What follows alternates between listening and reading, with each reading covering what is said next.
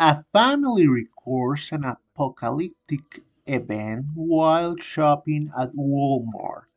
O sea, miren esta cantidad de pájaros. O sea, amor, yo no sé qué coño es esto.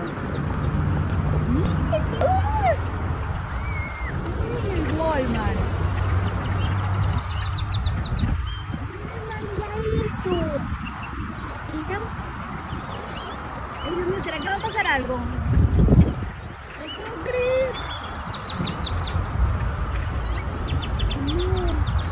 Esto no es normal. No es normal. Cerrar la ventana. Que se meta uno. Uy, me dan algo. Eso es lo que estoy buscando, que se meta uno.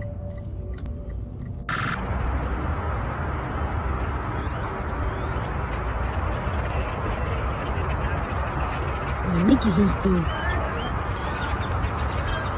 Mira, la gente está asombrada.